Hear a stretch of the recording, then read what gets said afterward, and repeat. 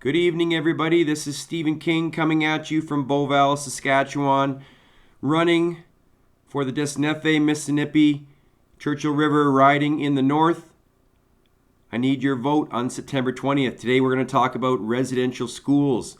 I mentioned to people going around community to community, this is an issue that I'm not going to let go. Okay, and we should never let this issue go. Now, we all know these residential schools ran for more than 100 years in this country, which is a crime in itself. But we have to look at, who was running them. The government was obviously in on it, but the Catholic Church was in on roughly about 75%. The Anglican Church was also in on it, and the United Church was also in on it. So, what we need to do, and here's what I'm demanding. We need to demand that all church records from these three religious groups be frozen and taken so that we can find out exactly what's in them, what records still exist. Now, there is the definite possibility that some of these churches got rid of the records. And you can understand why. People that are guilty of something often try to clean off the trail behind them. But it's my feeling that we cannot let this go. We need to scan every single residential school area in this country. I don't hear Justin Trudeau talking about this right now. I don't hear Aaron O'Toole, the PC leader, talking about this right now. And so we need to make sure justice is done here. And, many of these children that are being found, many of them may have died quite a while ago in time, and it may be that whoever murdered them is no longer alive. So bringing the perpetrators to justice may not be a possibility. However, we can bring the organizations that sanctioned this to justice. Now, in our country, all these churches do not pay taxes. They have a tax-free existence. So maybe some of these churches are getting very wealthy because they don't pay taxes like everybody else. Now, years back, I believe it was around the year 2008, I had the good fortune to be able to travel to Italy. At that time, I had an Italian wife. And we went to Italy and we went to Rome, where the Vatican is there. For those that don't know what the Vatican is like, the Vatican is, of course, the central location for the Catholic Church in the world, and they have the Pope there. Now, when I went there, I imagine that many of you have been in some kind of a cathedral-style church in your time. These cathedral-style churches typically were architecture from around the 1800s or earlier. In my own hometown of Tecumseh, Ontario, we had a St. Anne's Church, was a cathedral-style church. I believe it was made somewhere like around 1854 or something like that. Beautiful buildings, beautiful architecture, very large, very high with steeples on them, very large buildings. Now, if you can imagine, when I went to the Vatican, the actual Vatican area at St. Peter's Square and the church there, if you could imagine 20 of these large cathedral churches, that was the size of this place inside. Everywhere was marble.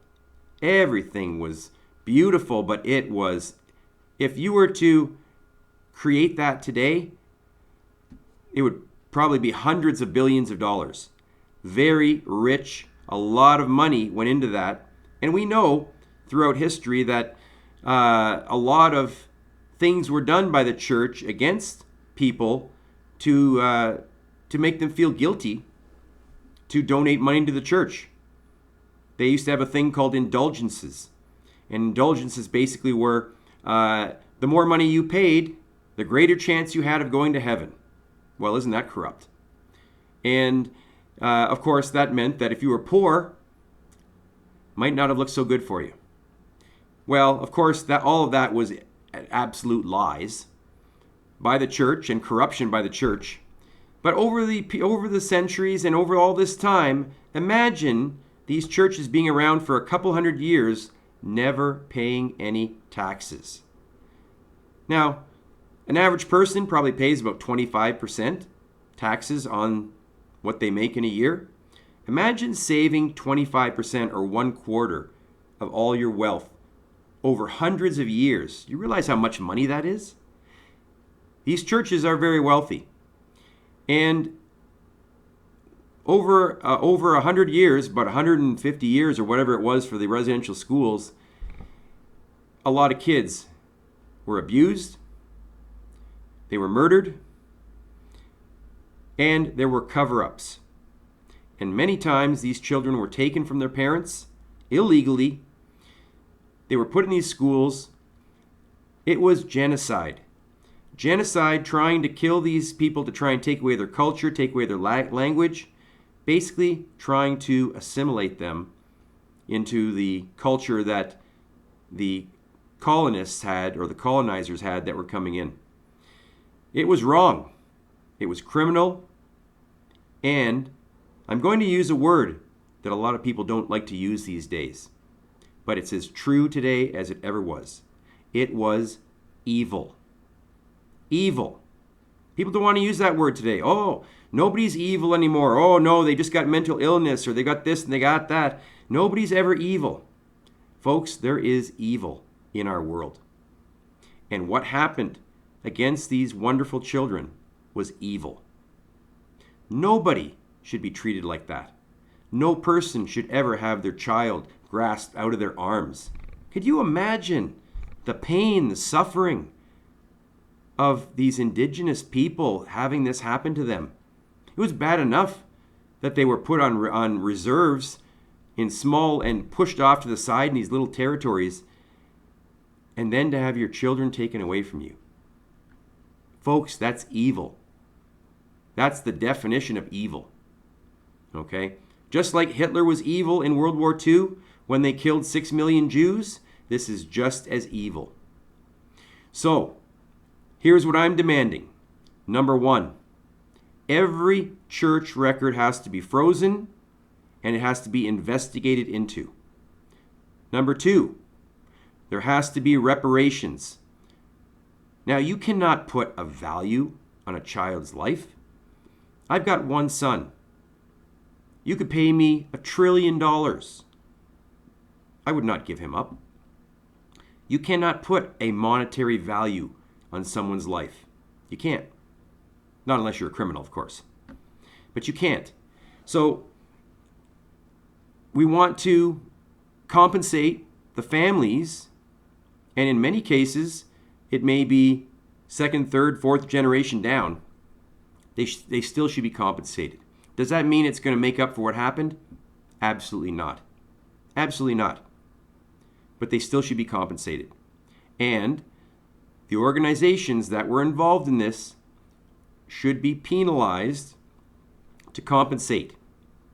Now, one source that I had here showed that the Catholic Church was involved in 44 different cases. Another one said the Anglican Church, 21 different cases. Another said the United Church, 13. I've got other different stats online too.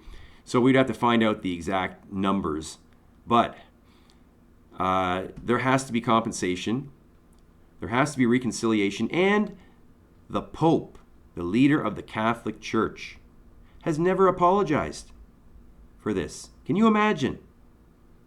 Now, I don't think that much of the Pope myself anyway, especially this Pope.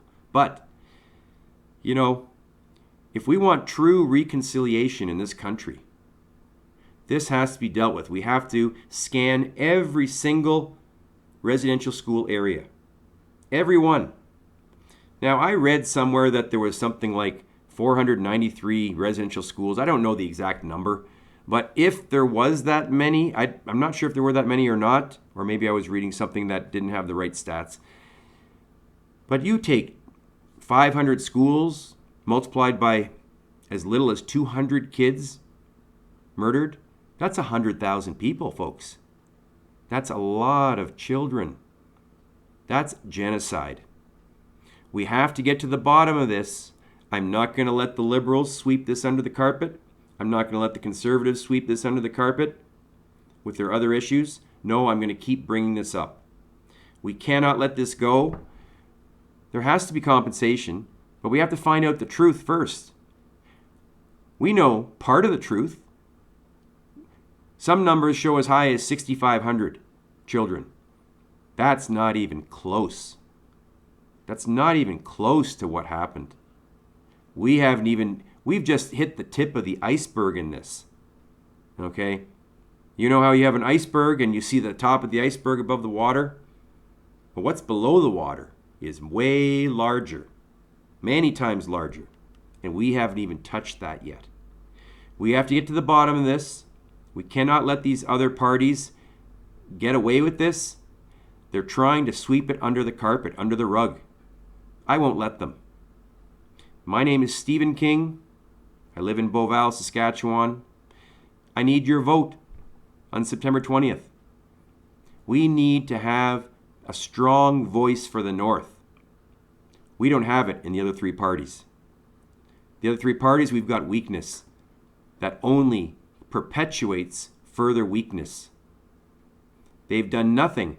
All these communities, I've been around to several communities so far. I've been around to Meadow Lake. I've been to Green Lake. I've been to Beauval, English River, Pachinak, Alacrosse, La Loche, La Ronge. I've been to all those communities. Do you know what everybody says? They say, these parties are coming in, they talk to you at the time of the election, and then they forget about you for the next 5 years. You don't even see them. And they're right. I've asked people in all these communities, what has the NDP, the Liberals, or the Conservatives done for your community in the last 20 years? And you know what they tell me? Nothing. Not one person, not one, has said they did something for our community. So, there's an old expression. Folks, if you keep doing what you're doing, you're going to keep getting what you're getting. You keep voting for these parties that talk a good talk and then they do nothing for you, you're going to keep getting nothing for you in the future. My Canada First party is very close to being completed. I've got 1,017 signatures. I'm going to be sending off the paperwork very soon to Elections Canada to get it approved, and it will be a real party. Check out the website for my Canada First party. It's www.canadafirst.live. We've got a 60-point platform for a better Canada. The best platform ever created for Indigenous people in Canada. We're talking about fixing the broken justice system. You know the Colton Boushie, Gerald Stanley case. No justice there. We all know Gerald Stanley walked free because of an all-white jury. Criminal. Stanley should be behind bars right now. We want to put 1/3 of juries being Indigenous people so that can never happen again. We want to elect judges, not appoint judges, because appointed judges make bad decisions, many of them against Indigenous people, and nobody holds them accountable for it. Elect our judges, and they can't make bad decisions. They won't get reelected. Common sense, right? We want to take care of our seniors with a 25% raise in pension, not the 50-cent slap in the face they got from Trudeau last year. Ridiculous. Trudeau told our veterans, you're asking more than we can give. And he turns around and gives billions of dollars to other countries. A total lack of respect for our elders and our veterans. Let's use only Canadian oil and gas. Why are we bringing Saudi Arabian oil into the country? I'll tell you why. Because Trudeau, in 2015, received bribe money from Saudi Arabia. Now he's bringing in Saudi oil, which has put half of Alberta and Saskatchewan out of work. We need to take care of our own people first. Take care of our own country. Use our own resources. This is how Canada became a great country. Not by putting everybody in our country second. So we need to do this, and we need to do it now. And I will hold those organizations accountable for what happened to these wonderful children. You can count on it. Have a wonderful day. Please vote Stephen King for Desnethe-Missinippi-Churchill River. And I dare you to say the name of that riding 5 times fast. It's a tongue twister. Have a great day, everybody. We'll see you on the path to your community.